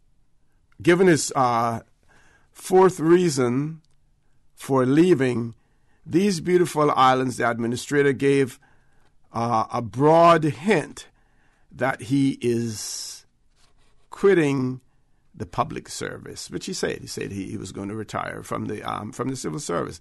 And he's quoted as saying, "After 30 years as a soldier and civil servant," he said, "I yearn to be my own master instead of everyone's servant," Mr. Cumber said, as he wants to make his home somewhere. This is the time to do it, he pleaded. So he basically said he wanted to be his own master rather than being someone's servant. Well, I would say, looking at the colonial perspective, there were many people in the colonies who wanted to be their own masters as well. Some chose the path to achieve that. Others chose not to. And as a result, they are still suffering today. I will say no more on that account. I believe we have a voice note. Miss Susan, can you play that for us? And Good morning, Mr. Connor. Since you're on a little subject about Mr. Cumber, I would also like to add that the avenue, Cumber Avenue, was named after him on the request of Miss Antoinette Levy, Netta Levy, Grandma Nettie. That's how Cumber Avenue got its name, because he assured us that he would help us get the road down in here. It was just a bicycle track. And because of him helping us get that road, my grandmother said, "I would like to have it named after you." So that's how it became Cumber Avenue. Well, we have a little bit more of history again coming from the proverbial horse's mouth. That caller speaks about her grandmother and interaction with Mr. Cumber, his ability, his success in getting a road through there and being named after him as well. I think we have one caller who has rejoined us. Caller, good morning. Welcome back to For the Record. Good morning again, Mr. O.C. Good morning again, sir. Interesting bit of information and conversation there regarding Mr. Cumber. And, of course, Shedden Road was also named after Shedden Sanguinetti, the first commissioner. Yes. Or governor, That's whichever correct. name you choose to apply to it. That's correct. And Hearst, named after that great man, George Stevenson Shirk Hearst, Yes. who also served as medical officer for the island. Yes. He's medical doctor. He's buried right there in Dixie Cemetery. Died at 40 years old in 1912. Mm-hmm. His wife had to get funds from people to clear her way out of here, I believe. History books, I think, or maybe. It's interesting what Mr. Cumber said about just sitting back and sort of letting things run its course. You don't have to answer this, but I wonder if that is what he thought the future governors would become. More or less not involved in day-to-day as they were before. We know that. That's very obvious in our history, that they were very involved. Mm-hmm. The Cardinal, I remember my father saying that he took 40 pounds of his own money and said, and then he stood up there and said, let's build a radio station or it's back that we'd have radio communications. I think it was in 1934 he came, whatever, but my father definitely talked about that all the while, and everybody put in a little bit of money to help to go towards that. And they named the road after him in town. And there are others, I believe. But I just wondered about that fact that he said that that is what he predicted would have happened. I see, yes. Going back to the issue I was speaking about with relaxing or ending the apprenticeship system, we have to bear in mind when you read that whole document. This is why I was asking if we know the names of who made those submissions from here, because I believe there were submissions made, maybe Dr. Steve McPhee, or other historians, or Martin, or whoever, but maybe you dig it up and you know it yourself too. Who made those submissions? We know who wrote the letter to the British Governor, Lord Belmore, infamous Belmore, there in Jamaica, about the more or less suggesting the intentions to have the elections held, and they were held. 6 weeks after that, a meeting was held here at St. James House, people, and they did decide to have the election and held them on December the 10th. The meeting was on December the 5th. But I just wondered about that. And because if you read that whole document he brought here, the first paragraph is dedicated to his title, because his real name was Peter, he was who, I think his name was, from Ireland, Sligo in Ireland. And before him, Belmore was from Belmore in Ireland. So there was two successive Irish governors there, British governors in Jamaica there. The thing is this: when you read it through, you realize that he was against any states to freeing the slaves. But he had no choice in that matter. That was a decision made by the British Parliament. So the British governor's personal feelings is irrelevant. It must obey Her Majesty's orders. But what was his reason for not wanting to free the slaves? He says, I think it's an injustice, is what he says, and an inconvenience for the slave owners to be deprived of the services of their Negroes. That's what he says. It's in the document. And we also know that the British legislators felt similarly as well, and they went further than just the feelings. they 20 million pounds voted for. I think they even borrowed that money to compensate slave owners for their losses. They didn't compensate the slaves for all the times that they were held in slavery. 20 million pounds to compensate the slave owners. For here also, I have the figures for the slave owners got here, each and every one. I think they were paid an average of 19 pounds, about 2 shillings for a slave, because some slaves have, it sounds harsh, cruel, callous, and indifferent to talk about our ancestors like this. But that's how it was. That's reality. I'm a realist. And they were, some slaves were worth like 120 pounds if they were a good carpenter, because that's our life, building of vessels and woodwork. And then a good housekeeper, seamstress, would be worth 100 pounds, 105 pounds. So if you average it out with a normal field slave and the ones just doing the cooking or the yard work or helping the build boats, we got more force and so forth. I think that's what it averaged out, 19 pounds, 2 shillings. But there's records of that famous lady who was a free slave, who became a slave owner, Elizabeth Jane Trustee. She had 7 slaves on it. She paid, I think it was 120 pounds to free a George Borden, I think it was, in about 1821. That's an awful lot of money. A huge portion of the St. James plantation, the Peter plantation, was sold for 120 pounds to James Goodchild Coe, Stephen's son-in-law, it would have been, our brother-in-law to the younger.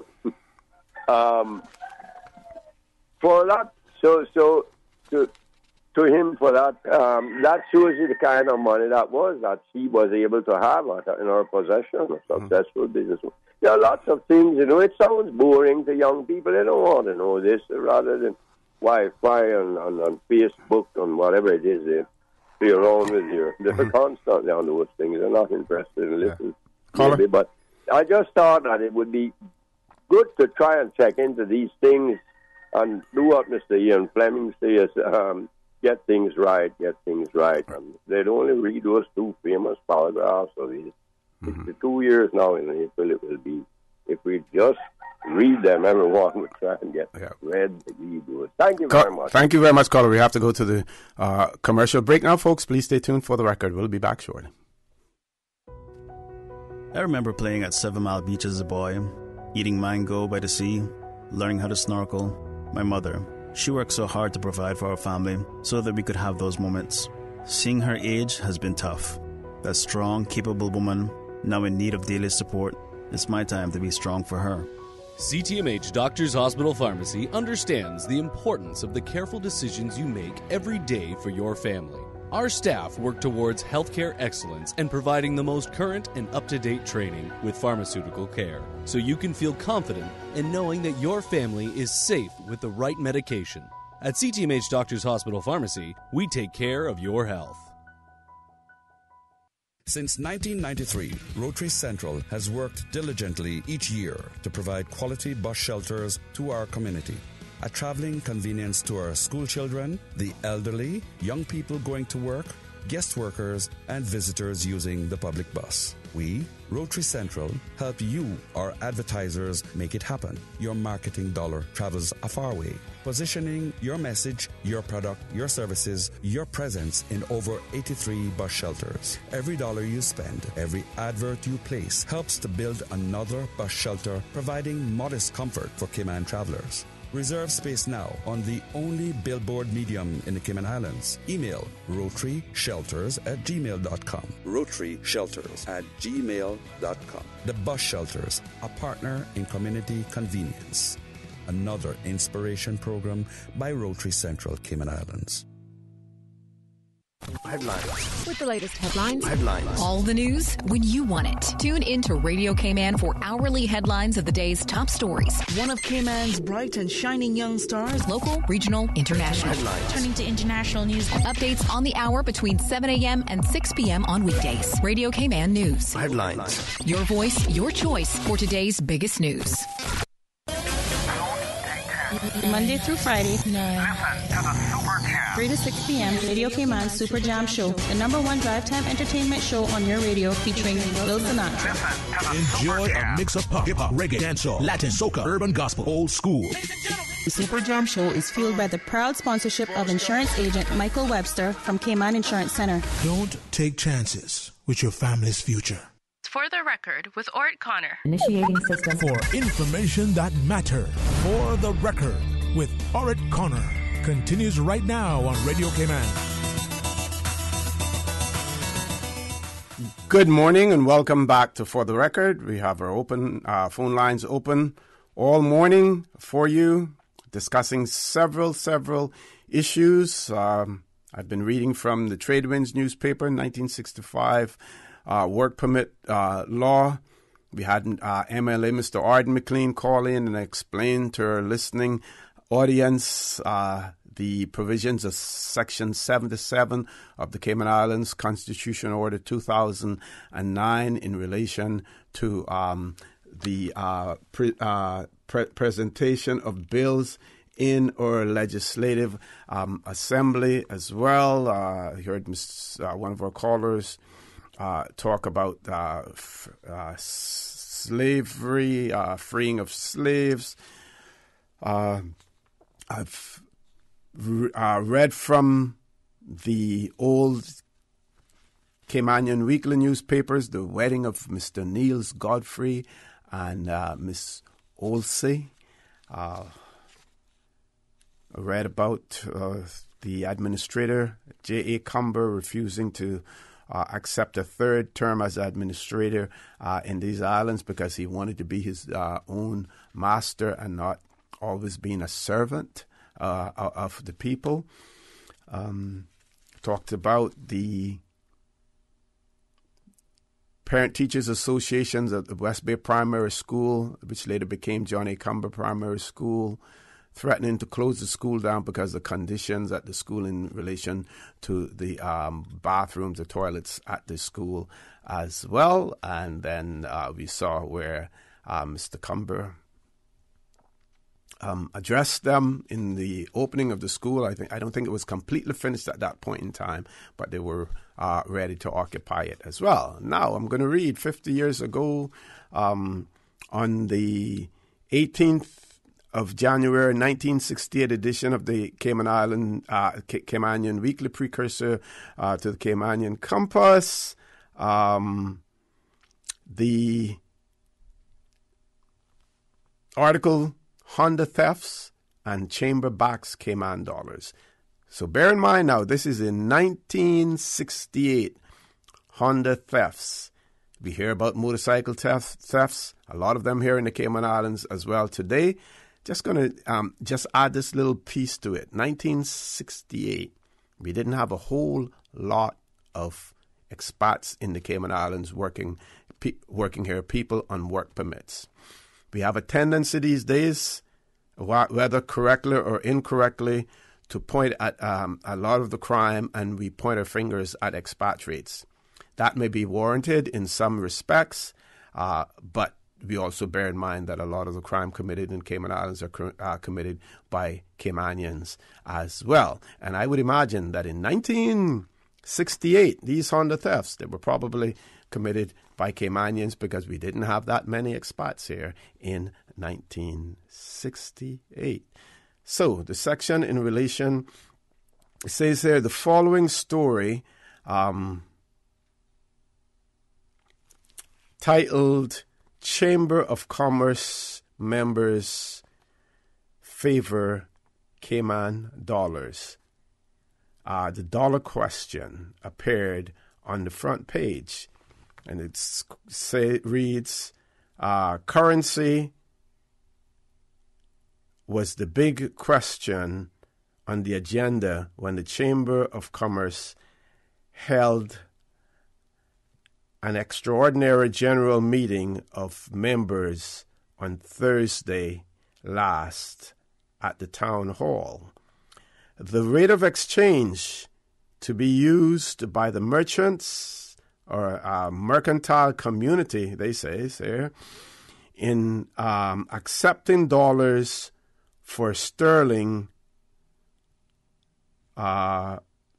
priced goods and in cashing transfers, checks came up for discussion in view of the fact that there has been a good amount of confusion on the issue. It was discovered at this meeting that visitors tendering U.S. dollars had been receiving different exchange rates from different sources. So there was no consistency in terms of the exchange rate for U.S. dollars. That is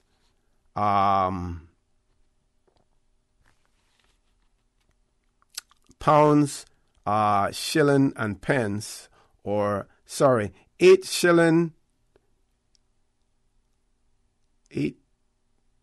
8 shilling and 4 pence being in the majority. Yeah. So between 8 shilling and 1 pence, or 8 shilling and 4 pence being in the majority. The banks pay 8 shilling and 1 pence for currency, and 8 shilling and 3 pence for travelers' checks. And the Hotel Association had recently agreed to use the figure of 8 shilling in exchange. So I can imagine the confusion that tourists were experiencing with all of these different rates.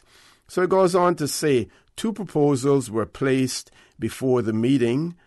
One from Captain Eldon Colonel, who moved that the merchants should use the same rate of exchange as the banks for the U.S. or Canadian currency.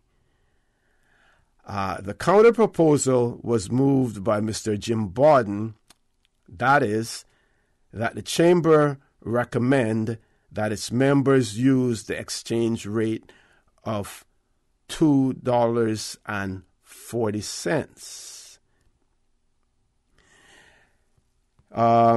Goes on to say the voting on these motions was taken several times and proved to be almost 50-50. To break the deadlock, Mr. Ian Kennedy proposed that the Chamber recommended to its members that they use either the current bank rate, which would have been, what did we say that was? The current bank rate was the bank's 8 shilling and 1 pence, so that they use the current bank rate of 8 shilling and 1 pence, or $2.40, and that would be, I guess, $2.40 to £1, I guess. And this was unanimously approved.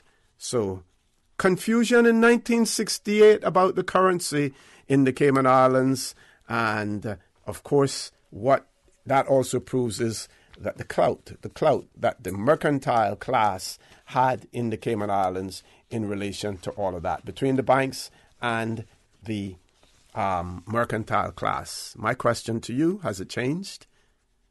Or have things remained the same since then? I'm going to switch gears a little bit, but before I switch gears, we may as well take a commercial break. Otherwise, I would have to use some compression to shift gears to stop very quickly to reach the 9:30 break for our news. Please stay tuned for the record. We'll be back shortly. Since 1993, Rotary Central has worked diligently each year to provide quality bus shelters to our community. A traveling convenience to our school children, the elderly, young people going to work, guest workers, and visitors using the public bus. We, Rotary Central, help you, our advertisers, make it happen. Your marketing dollar travels a far way.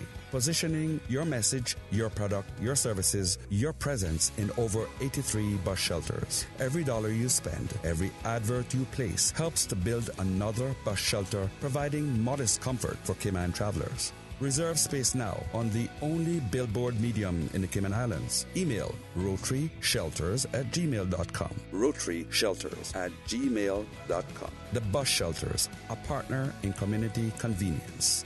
Another inspiration program by Rotary Central Cayman Islands. Thinking of doing more to show your sweetheart you really care? Explore new roads together with the 2019 RAV4, Vamped Motors' #1 selling SUV. Save $2,000 off all 2019 RAV4s loaded with features you both will fall in love with, like maximum comfort and cargo space inside, eco mode for low fuel consumption, an audio system with USB and Bluetooth connectivity, vehicle stability and traction control to help you navigate wet roads, and advanced safety features to keep you and your loved ones safe. Do more for your sweetheart and save $2,000 now on the all-new 2019 RAV4 from Vamped Motors, Walkers Road. Did you know that recycling collection containers are located island-wide in Grand Cayman? The Department of Environmental Health program is an integral part of DEH's waste management responsibility in the Cayman Islands. Start your recycling program at home today. Put your tin and aluminum cans in appropriate DEH recycling containers at all Foster supermarkets, Kirk Market, or Hurley's Grand Harbor. Help keep the Cayman Islands clean. Reduce, reuse, and recycle. For more information about recycling, go to www.deh.gov.ky. Is this thing working? Give me some sound over here. Every Monday through Friday from 3 to 6 p.m., Radio Cayman Super Jam Show, the #1 drive time entertainment show for your radio, featuring Will Sinatra. Now, sound is everything. Enjoy a mix of pop, hip-hop, reggae, and calypso, and an entertainment trivia section. The Super Jam Show is fueled by the proud sponsorship of the Cayman Islands Football Association. CIFA, building a better future for Cayman football. For the record, with Orrett Connor. Initiating system. For information that matters. For the record, with Orrett Connor. Continues right now on Radio Cayman. Good morning and welcome back to For the Record. We're going until 10 o'clock, as usual, and that will continue for an indefinite period of time. I don't think it'll change back to anything else. If anything, we'll probably extend to half day soon. We have one caller. Let's go to the phone lines. Caller, good morning. Welcome to For the Record. Good morning, Mr. O.C. Morning again, Doc. I don't like to call back. That's okay. That's okay. But I think one of your callers was trying to ascertain who were the authors of the letter. Yes, sir. That went to the governor. And he did mention that you may know. Yeah. Mm-hmm. So the letter was written on the 26th of October in 1831. Mm-hmm. And the letter was written by the then pastor, John Drayton, and Robert Stephen Watler, and Wade Watler Borden. Okay. Now, those two last people, Robert Stephen Watler and Wade Watler Borden, are some of the ancestors of Charles Watler, and those people, those Watlers up in Lower Valley. Right. They were the ones that wrote the letter to the governor in Jamaica, and the letter was carried to Jamaica by Wade Watler Borden. Okay. And the letter asks for several things. The letter asks that they be granted power, that the governor appoint 2 more magistrates, that they expand the jurisdictions of the petty court to put people in jail who couldn't pay judgment debts. The letter asks for them to impose taxes on the island and to raise a militia and the power to raise a militia. And the governor told them that he could give them extra magistrates because some of the magistrates had gone to the Bay Island, okay, and were neglecting their duty, and and the governor said he couldn't give them power to raise a militia and to extend the jurisdiction of the petty court and to raise taxes, because they would have to go to the colonial office for that. And the governor offered to give them the use of the secretary of the Legislative Assembly in Jamaica to help them to draft the necessary paperwork, because they just couldn't write a letter. And of course, the Borden got angry about that, took the carriage back from Spanish Town, came to Black River where the boat was there, and came back to Cayman Islands, and they called and told the Caymanian people then what the governor had said, and then they called a meeting for the 5th of November up at Pedro St. James, and there they decided to form their own government, and they had the election on the 10th of December, where they formed their own legislative assembly with the bicameral house, upper and lower house. Okay. The upper house was the lower house of vestrymen, and the upper house was the magistrates. All without the assent of the British government. Yeah, they did that, and they had their independence there from 1831 to 1865, and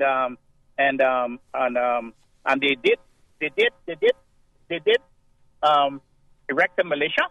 They had a militia. They had an army in every jurisdiction. In East End, Bordentown, Pedro St. James, Georgetown, West Bay, and North Side. Okay. And they raised. You had to pay taxes. You had to pay taxes on your house, and your property, of your house property, and it was depending on the value of your house, from £10 or £5 up, you have to pay so much taxes on it, and they use that money to buy uniforms, guns and powder, and muskets and powder, guns and powder, and the militia. And Stephen Watler Borden was the first lieutenant in the militia, and so they had to pay taxes on schooners, on bulls and heifers and cattle and canoes and all that sort of stuff and things. So that's what they raised taxes on. So we had taxes there before. And this is a error-free person between 16 and 6 that had to serve in the militia at a penalty of 1 shilling and 6 pence per day for every day he refused to serve. Quite interesting. Hello? Yep, I'm listening. It's not different from today. Those days you had real men. Yes. Men. And I call it the St. James Quiet Rebellion, because they took power without asking anybody, and they took power from the governor of Jamaica. You remember now, all of those days, we were not under the legislature of Jamaica. We were under the governor of Jamaica. Exactly, yes. And it's from that day we were an independent country, and within the colonial system. And in 1963, they passed the Cayman Act in Parliament in Westminster, and it didn't come into force until 1965, putting us under the Jamaica legislature then, legally and constitutionally. That's right. Giving them the power to make laws for the peace, order, and good governance of Cayman Islands, and that lasted until 1962, when we became a crown colony after Jamaica left the Federation. Okay. There was a Cayman Islands Act in 1863 also, and I believe that had to do with Cayman and the Turks and Caicos also, Doc. That was put under the legislature of Jamaica. Yes, yeah. But we took our independence, and the Governor Balmore, Governor Balmore agreed for the magistrates, like I said, but there was one hitch. There was a man called Nathaniel Glover, who was a rich merchant from Boston. He lived in Bordentown. Mm-hmm. I think there's a whole lot of land called in Lookout now that is still called Kitty Glover. That belonged to him, and he had a lot of space, and he was elected as one of the members of the legislature of the legislature. And when the governor found out that he was an American and not a British subject, he had to quit. His seat was taken by one of the Bordens. Oh, interesting! Very interesting. So from 1831 till 1963, we were an independent country, and the thing that really got the governor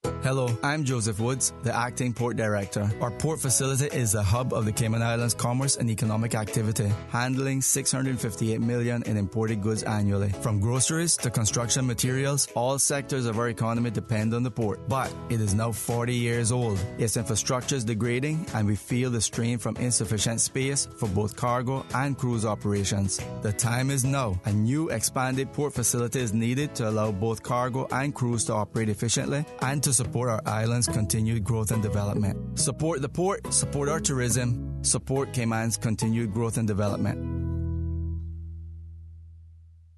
Every Saturday morning at 9. Bob, you got to turn around this plane. See my box down there with my parrot and rabbits. Right here on Radio Cayman. In Cayman, we are surrounded by water and make our living by farming the sea. Come join us as we proudly present Caymanian stories. The whole problem started when Kanka promised Mrs. June that she would babysit her daughter, Lil Kelly, one Saturday afternoon. Caymanian Stories is proudly sponsored by Cayman National Bank, serving the Cayman Islands since 1974. Visit Cayman National Bank today for all your financial needs. Since 1993, Rotary Central has worked diligently each year to provide quality bus shelters to our community. A traveling convenience to our school children, the elderly, young people going to work, guest workers, and visitors using the public bus. We, Rotary Central, help you, our advertisers, make it happen. Your marketing dollar travels a far way, positioning your message, your product, your services, your presence in over 83 bus shelters. Every dollar you spend, every advert you place helps to build another bus shelter, providing modest comfort for Cayman travelers. Reserve space now on the only billboard medium in the Cayman Islands. Email rotaryshelters@gmail.com. rotaryshelters@gmail.com. The Bus Shelters, a partner in community convenience. Another inspiration program by Rotary Central Cayman Islands. For the record, with Orrett Connor. Initiating system. For information that matters. For the record, with Orrett Connor. Continues right now on Radio Cayman.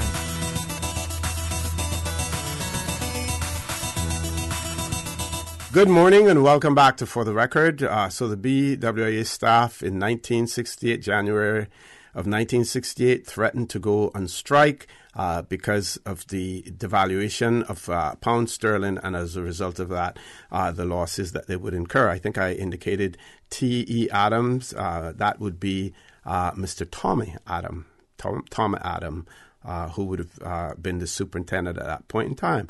And he's quoted as saying, a member of staff indicated that about 2 weeks before the devaluation, the station superintendent was approached, and a rise of 25% for all members of staff was requested due to the high cost of living. This was relayed to the headquarters in Trinidad, but unfortunately, before this had hardly had time to be considered, the pound was devalued. So they started to feel the effect right away. It goes on to say that the request was then made for an additional 15%. A request was then made for an additional 15%, making a total raise of 40%. A reply was received stating a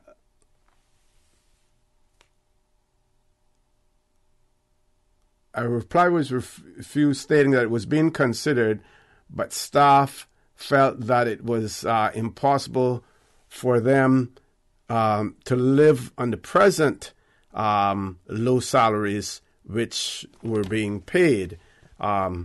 Just recently, LAXA and CBA Airlines had raised the salaries of all of their staff and employees in most of the offices and stores. Okay, this is a little bit blurred here. Can't see much of it in relation to that. So it goes on to say, after some agitation, port workers and government wage also were given a substantial increase. So the demands of BWA staff cannot be considered unreasonable in the circumstances. So we saw where other entities, business entities, including government workers, adjustments were made because of the devaluation of the pound. But BWA, headquartered in Trinidad and Tobago, did nothing at that point in time. I'll try to see if we can find any evidence of what was the final resolution to that particular incident here in the Cayman Islands as well. Don't have a whole lot of time left, but there are some other articles, and I will share them with you. Cost of local prices skyrocketing, and Chamber of Commerce to discuss the cost of living. And I believe a lot of that had to do with the devaluation of pound sterling, and as a result of that, people seeing their currency, their pound, their shilling and pence or dollars or whatever, at that point in time, really not going a long way. But I must say that, just like has been pointed out by Dr. Steve McPhail, that the people of the Cayman Islands in those days, the men and women of steel, were prepared to take action. I read another Tradewinds article some time ago about dock workers, persons working on the docks and the government docks. They threatened to go on strike as well. And their reason for that was that the workers who were working on the airport runway were making much more money. They could go there and make more money, but they wanted to stay in their job and they wanted a raise. And you know what? They got it. They got it. So people power can be extremely effective if you know how to go about it. Which gives me an opportunity just to mention the editorial in today's Compass in relation to the port referendum and the move towards it. And I believe that I glossed over that editorial, but I believe one of their points in that editorial had to do with the fact that the organizers of the proposed referendum, those who are seeking the signatures, keep saying that they're close to getting the numbers, but they have not published. They have not published or pointed out where they're at with it, how many signatures that they have so far, and how many more are needed. But yet, and these are my comments, but yet we see and we hear some of those people within the organization talking about transparency or lack thereof and being critical of government in that regard. Well, you may want to be transparent and bring some of that transparency that you're expecting from others to the table as well when it comes to this.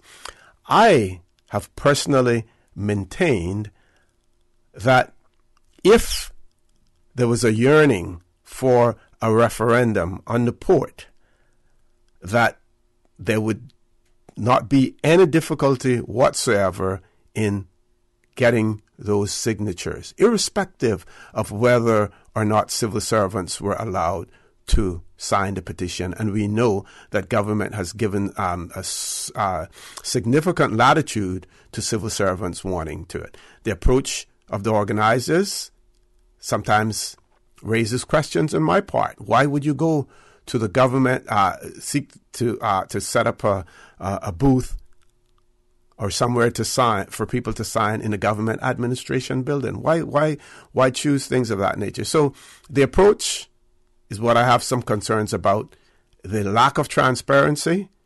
We keep hearing we're almost there. We soon get them. We're in the process of verifying. The longer you take, the more difficult it gets to the point in terms of a referendum, despite the fact that there's a constitutional and legal obligation once you get those signatures for it to be considered. But the longer it takes, the more difficult it gets for you. Getting back to our Constitution, and I want to point out, again, thank